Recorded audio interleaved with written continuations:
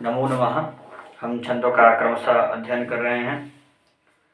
इनके पूर्व के भाग में हम लौकिक छंदों का अध्ययन किए, जो आर्या छंद से प्रारंभ करके वार्णिक छंद, मात्रिक छंद, दो प्रकार के छंद होते थे, जिनमें मात्रिक छंदों में आर्या छंद आता था और लौकिक छंद वार्णिक छंद, मात्रिक छंद में आर्या छंद और वार्णिक छंदों में जो है अनुष्टुप, इंद्र, वज्रा, भुजंग, प्रयात, उपजाति इत्यादि जो छंद थे उनका हमने अध्ययन किया।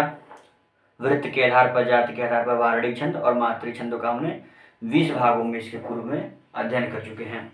आज हम वैदिक छंदों के बारे में देखेंगे कि वैदिक छंद कितने प्रकार के होते हैं और क्या क्या उनके लक्षण होते हैं और क्या क्या उनके उदाहरण होते हैं, उनके बारे में हम देखेंगे। तो यह मंत्र रुद्राष्टाध्यायी का प्रथम अध्याय का द्वितीय मंत्र है। गायत्री तिष्ठुप जगति अनुष्टुप पंक्त्या सह बृहत् षडीहा ककुशूचिभिः सम्यन उतवा। गायत्री त्रिष्टुप जगति अनुष्टुप पंक्ति बृहति और उषड़ी, ये 7 प्रकार के छंद बताए गए हैं। इस मंत्र का अर्थ होता है कि छंदों का गान करने वाले कव्वालों का रक्षक गायत्री छंद और तीनों प्रकार के तापों का नाश दमन करने वाला त्रिष्टुप छंद, पूरे जगत में विख्यात जगती छंद और संसार का कष्ट निवारक अनुष्टुप छंद। इसी प्रकार जो है छंद मिलकर सभी पापों का शमन करें, ये जो है उक्तियों को शांत करें, इस मंत्र का अर्थ होता है। तो छंद 7 प्रकार के होते हैं। वैदिक छंद, गायत्री छंद, त्रिष्टुप छंद, जगती छंद, अनुष्टुप छंद, पंक्ति छंद, बृहति छंद और उषड़िक छंद। और इनका लोक में क्रम अलग अलग है, जो है इनके वर्णों का क्रम 4-4 बढ़ते जाता है। तो सर्वप्रथम जो है हम गायत्री छंद को लेते हैं। गायत्री छंद, द्वितीय उषड़िक छंद, क्योंकि इनके सभी पादों को मिलाकर 24 वर्ण होते हैं और उषड़िक के 28 वर्ण होते हैं सभी पादों को मिलाकर। और तीसरा जो है अनुष्टुप। अनुष्टुप जो है हमने लौकिक छंदों में भी अनुष्टुप छंद को पढ़ा था, उसमें भी 32 वर्ण होते थे। और फिर उसके बाद आता है बृहति छंद। फिर 5वें नंबर का बृहति छंद, 5वें नंबर का पंक्ति छंद,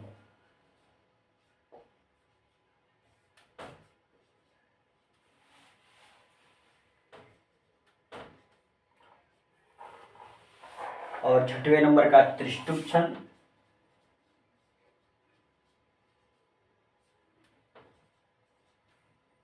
और 7वें नंबर का जो है हमारा जगती छंद, जो जगत में विख्यात है जगती छंद। इसमें 48 वर्ण होते हैं। इस क्रम से गायत्री, त्रिष्टुप, जगति, अनुष्टुप इनका क्रम है, लेकिन जो है आचार्यों के हिसाब से गा उ अ ब्री पंक्ति ज, गा उ अ ब्री पंक्ति ज, यानी गायत्री का 24, 4 उसमें वर्ण और बढ़ा दीजिए, 4-4 प्लस होते जाएंगे तो उसके क्रम बनते जाएंगे। गायत्री के बाद उष्टिक, उष्टिक के बाद अनुष्टुप, अनुष्टुप के बाद बृहति, बृहति के बाद पंक्ति, पंक्ति के बाद त्रिष्टुप और त्रिष्टुप के बाद जगति। इस प्रकार 7 का क्रम जो है हमारे छंदों के आचार्यों के द्वारा निर्धारित है। गायत्री के बाद उष्टिक छंद, उष्टिक छंद के बाद अनुष्टुप छंद, अनुष्टुप छंद के बाद बृहति, बृहति के बाद पंक्ति, पंक्ति के बाद त्रिष्टुप और त्रिष्टुप के बाद जगती छंद। ये हुआ प्रकार जो रुद्राष्टाध्यायी में जो है हमारा इस मंत्र के द्वारा छंदों को बताया गया है। अब हम देखेंगे कुछ मुख्य बातें होती हैं जो लौकिक छंद से अलग होती हैं वैदिक छंद में, तो हम इन बातों को देखेंगे कि क्या होती हैं जो है मुख्य बातें। तो वैदिक छंद जो है, वैदिक छंद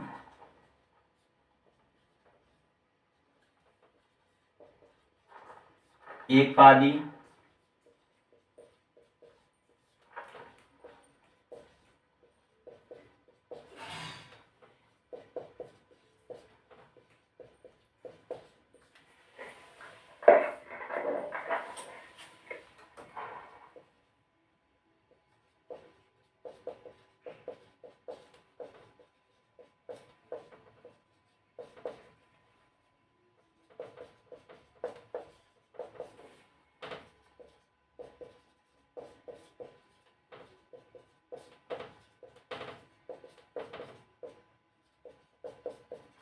वैदिक छंद एक पाद के यानी एक चरण के, पाद मतलब चरण, यानी एक चरण में 24 वर्ण हो, अथवा वैसे गायत्री छंद है तो एक पादी भी हो सकता है, द्विपादी भी हो सकता है, त्रिपादी, चतुष्पादी तथा उससे अधिक भी उसमें पाद यानी चरण हो सकते हैं, पर उनको उनके वर्ण उनमें गिने जाते हैं, वर्णों के आधार पर वे होते हैं, उनका लक्षण प्रकृति होता है वर्णों के आधार पर।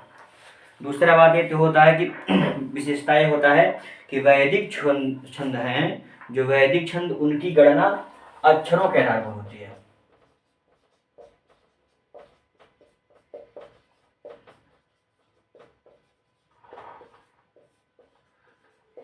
इसके पूर्व हम लौकिक छंद पढ़ते थे, तो लौकिक छंद में जो है यमाता, राजभान, सर्गा जो है पिंगला दशाक्षर सूत्र के द्वारा हम प्रकृतित करते थे कि एगण में आता है, मगड़ में आता है, रगड़ में आते हैं, तो हम निर्धारित करते थे कि ये मंदाक्रांता छंद है, अनुष्टुप छंद है, शिखरड़ी छंद है, तोटक छंद है, इसका हम उसके द्वारा निर्धारित करते थे और वर्णों का एक निश्चित संख्या होती थी। पर वैदिक छंद में उनसे कुछ हटके, उनसे कुछ अलग होते हैं। वैदिक छंद का मुख्य विशेषता है कि वैदिक छंद एक पादे भी होते हैं, यानी उनमें होता था 4 पाद होते थे, लेकिन वैदिक छंद जो होते हैं वे जैसे गायत्री छंद का ही कोई श्लोक कोई मंत्र है, तो गायत्री छंद का मंत्र है उसमें 24 वर्ण है, वो एक पाद में निहित है, फिर भी 24 वर्ण है तो गायत्री छंद कहलाएगा। द्विपाद में है, त्रिपाद में है, चतुष्पाद में है अथवा उससे अधिक पाद में हो, पर उनका संख्या निश्चित होता है और उनमें कुछ अन्य बातें होती हैं जो आगे बताया जाएगा। दूसरा होता है कि वैदिक छंदों की गणना जो है अक्षरों के आधार पर की जाती है कि इतने वर्ण हैं, इसके आधार पर की जाती है। और तीसरा बात ये होता है कि 24, जैसे मान लीजिए गायत्री छंद है,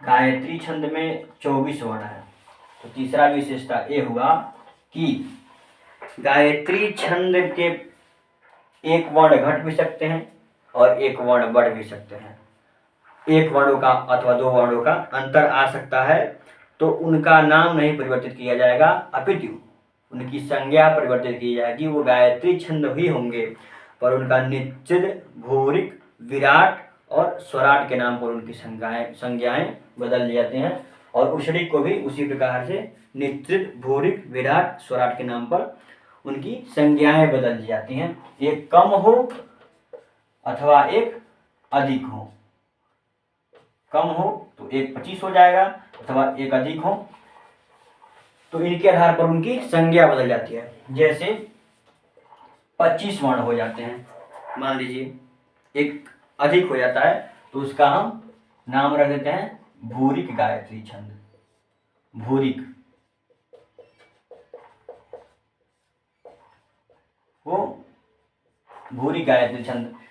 फिर उषरिक है, उषरिक में एक वर्ण बढ़ जाता है तो उसके लिए हम भूरिक उषरिक, अनुष्टुप में बढ़ जाता है तो भूरिक अनुष्टुप, इस प्रकार से उनकी संज्ञाएं बदल देते हैं, उनका नाम नहीं बदला जाता है, नाम वही रहता है।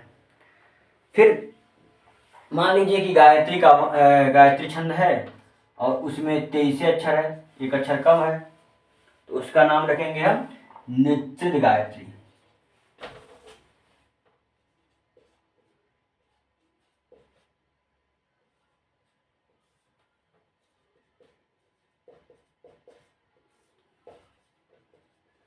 अथवा निश्चित उषडिक छंद, निश्चित अलग अलग, जैसे गणपति अथर्वशीर्ष में पंक्ति निश्चित गायत्री छंद सहिसा गणेश विद्या गण कृषि, जो है वो निश्चित गायत्री छंद का ही जो है मंत्र है। तो निश्चित गायत्री का एक उदाहरण वहां पर भी है, जिसमें 23 वर्ण होते हैं। फिर यदि मान लेते हैं कि 24 वर्ण का गायत्री छंद है और मान लीजिए 26 वर्ण कहीं कहीं हमको मिल जाते हैं, तो क्या हम उसको गायत्री छंद के अंतर्गत लेंगे अथवा 28 वर्ण वाले उषडिक छंद के अंतर्गत लेंगे? तो इसके लिए उसका नाम है जो है विराट। यदि बढ़ जाता है वो तो विराट गायत्री छंद कहलाएगा, उसको हम विराट गायत्री छंद कहेंगे। और यदि 2 अक्षर कम हो जाते हैं तो उसके लिए स्वराट गायत्री छंद।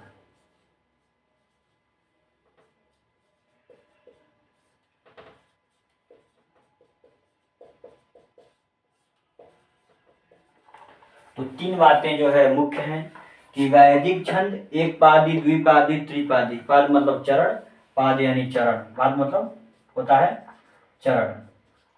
तो एक पादी भी वैदिक चरण हो सकते हैं, द्विपादी, त्रिपादी, चतुर्थपादी, अलग अलग उनके पाद की संख्या हो सकती है इसमें। लेकिन वर्णों का क्रम, वर्ण निश्चित होने चाहिए। निश्चित यानी उसके आधार पर कम हो तो भूरी गायत्री, अधिक हो तो भूरी गायत्री, कम हो तो निश्चित गायत्री, 2 अधिक हो तो विराट गायत्री और 2 कम हो तो स्वराट गायत्री। और अक्षरों के आधार पर इनकी गणना होती है छंदों में।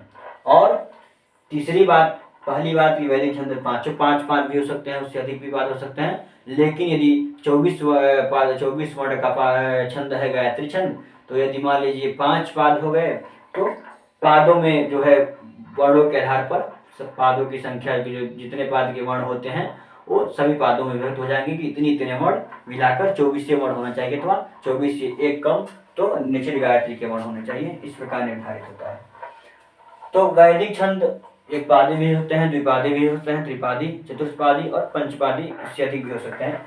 दूसरा बात कि अक्षरों के आधार पर वैदिक छंदों की गणना होती है। और तीसरा बात कि यदि गायत्री छंद है उसमें एक वर्ण अधिक है तो उनके छंद नहीं बदलेंगे, अपितु उनके संज्ञाएं बदल जाती हैं। एक वर्ण अधिक हो जाते हैं तो भूरिक नाम रखते हैं उसके लिए।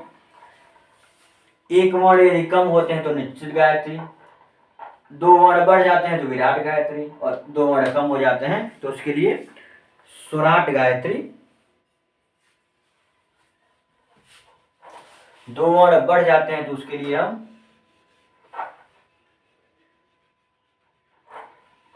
स्वराट गायत्री, उल्टा यहां पर लिखा गया था। और 2 अक्षर यदि कम हो जाते हैं तो उसके लिए विराट गायत्री की संज्ञा दी है।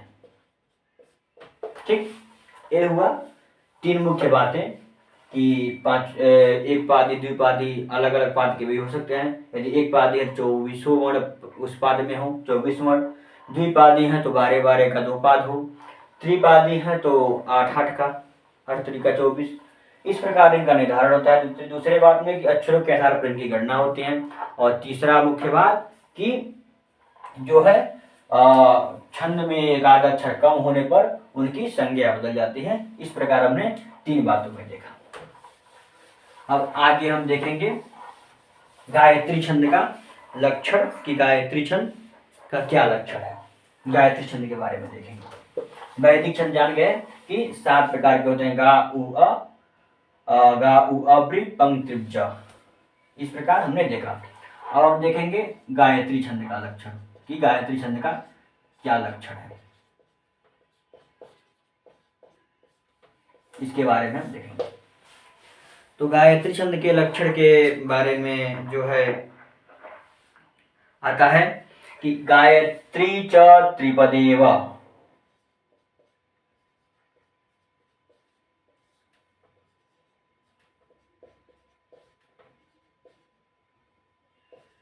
गायत्री छंद त्रिपादी होता है, 3 पादों में होता है। ठीक, उसके लिए पिंगल जी के द्वारा, पिंगल मुनि के द्वारा लक्षण देते हैं कि गायत्र्या वसवः।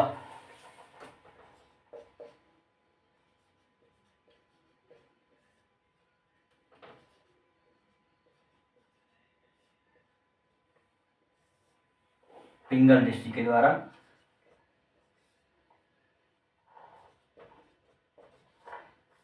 गायत्र्या वसवः। गायत्री छंद वसवः। वसवः अष्टवसु के बारे में पढ़ा था कि वसु 8 होते हैं। 8 वसु जो है हम पढ़ते हैं कि 8 वसु, वसु के नाम पर हम 8 की संज्ञा भी ले सकते हैं। तो वसवः मतलब वसु वसु वसवः, गुरु गुरु गुरवः, हरि हरि हरयः इदंत है। तो गायत्र्या वसवः, भानु भानु भानवः। तो गायत्र्या वसवः। गायत्री छंद कब कहलाएगा? यदि 8 प्रत्येक पाद में हो। तो गायत्र्या त्रिपदेव, और त्रिपदेव मतलब 8 वर्ण 3 पादों में विभक्त हो। प्रथम पाद में 8 वर्ण, द्वितीय पाद में 8 वर्ण और तृतीय पाद में 8 वर्ण, तो वे जो है गायत्री छंद कहलाते हैं। वे गायत्री छंद के लक्षण होते हैं। ये हुआ पिंगल जी का और पिंगल मुनि का जो है गायत्री छंद का लक्षण। अब आचार्य शौनक जी के द्वारा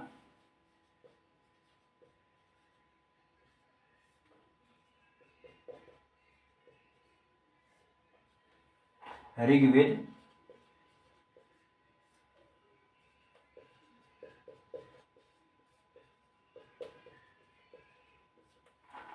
आचार्य शौनक जी के द्वारा ऋग्वेद प्रातिशाख्य में जो है लक्षण मिलता है कि गायत्री सा चतुर्विंशत्यक्षरा।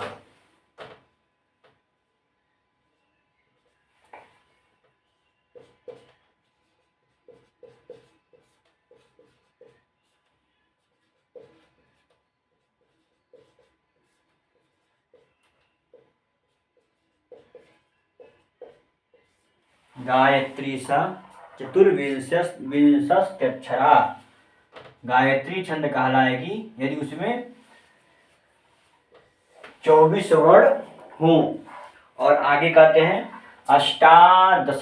अष्टास्त्रयः,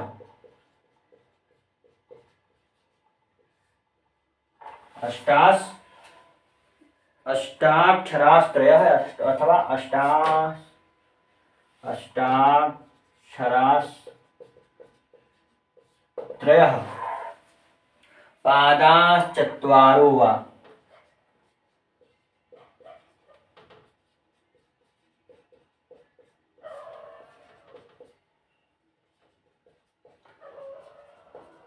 षडाक्षरा। तो पिंगल ऋषि के द्वारा जो है गायत्री छंद का लक्षण प्रकृतित होता है कि गायत्र्या वसवः या और गायत्री त्रिपद एव, यानी गायत्री वसु यानी 3 पादों में विभक्त हो और 8 वर्ण हो।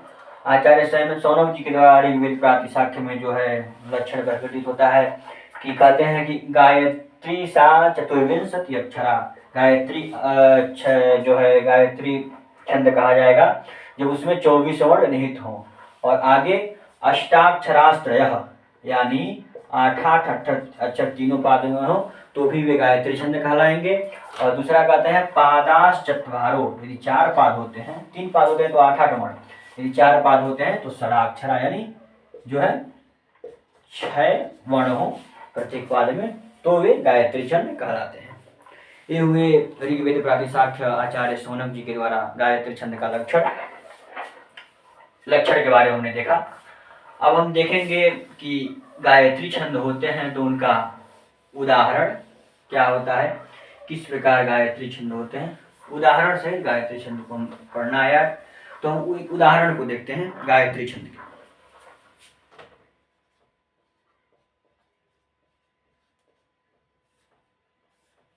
तो एक उदाहरण ऋग्वेद का ही है। अग्निमीडे पुरोहितम यज्ञस्य देव मृत्युजम होतारम रत्नधातम।